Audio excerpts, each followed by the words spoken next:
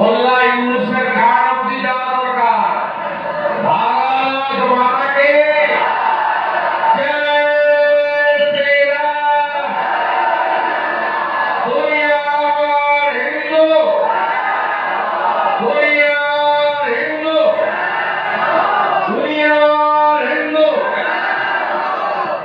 সমবেত রাষ্ট্রবাদী দেশপ্রেমিক ভদ্রমণ্ডলী, এখনই এর পাল্টা তৃণমূল বলবে ও তো বাংলাদেশে হয়েছে, আপনি বলবেন এটা বাংলাদেশের লড়াই নয়, গোটা পৃথিবীর হিন্দুদের লড়াই। আমাদের সনাতন ধর্ম সবচেয়ে প্রাচীন ধর্ম, যা আদি নেই, যা অন্ত নেই, তারই নাম হচ্ছে সনাতন। এই ধর্মের উপরে আক্রমণ আমরা মেনে নেব না। আপনারা জোট বাঁধুন, এই লড়াই ভেজাল লড়াই, এই লড়াই জিততে হবে। এবং আমি এই রাজ্যের মাননীয় মুখ্যমন্ত্রী, যাকে আমি 2021-এ নন্দীগ্রামে হিন্দুদের একজোট করে 1956 ভোটে হারিয়েছিলাম। আমাকে মুসলমানরা ভোট দেয়নি, আমি শুধু হিন্দু ভোটে উনাকে হারিয়েছি। আবার হারাবো 26 সালে, উনি দাঁড়ান এখানে, ওনাকে আবার হারাবো। হিন্দু জনতাকে ভোটারকে ঐক্যবদ্ধ করি। আমি আপনাদের কাছে যে কথা বলতে চাই, উনি এখানে এসেছিলেন সোমবার, 15 থেকে 20 মিনিট বক্তৃতাতে শুধু হিন্দু আর মুসলমান করেছেন। হ্যাঁ কি না বলুন? একটা মুখ্যমন্ত্রী জনগণের ভোটে জিতে তিনি কি হিসাব দেবেন?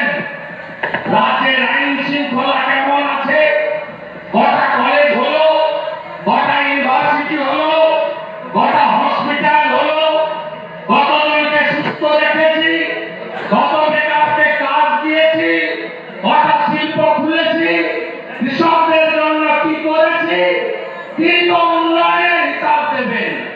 502 কোটি টাকার উন্নয়ন নাকি করেছেন, তালিকাটা দেখেছেন? ওই তালিকায় 90% কেন্দ্রের অর্থ।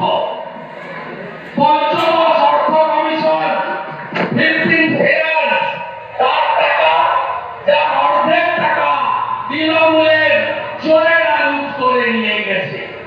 জল জীবন মিশন, মোদীজির প্রকল্প, বাড়ি বাড়ি জল দেওয়া। আপনি দেখবেন মুর্শিদাবাদে আর্সেনিক এলাকা, পাইপ আছে, নলের মাথা আছে, জল কিন্তু নাই। আজকে লুট হয়ে গেছে টাকা। এই মুখ্যমন্ত্রী সারাক্ষণ হিন্দু মুসলমান করে গেছেন। আপনি কি বলেছেন? আপনি বলেছেন আমি মালদা মুর্শিদাবাদে সংখ্যাগরিষ্ঠ, মানে মুর্শিদাবাদে সংখ্যাগরিষ্ঠ কারা? মুসলিমরা।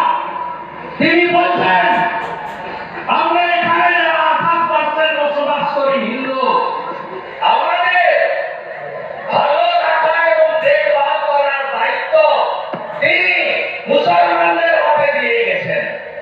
আপনি মেনে নেবেন? মেনে নেবেন? এটা মুখ্যমন্ত্রীর ভাষা হওয়া উচিত। তাহলে পুলিশ কিসের জন্য? তাহলে পুলিশ কিসের জন্য? সুরক্ষা দেওয়ার দায়িত্ব আপনার। আপনি 14 বছর মুখ্যমন্ত্রী শুধু নন, পুলিশ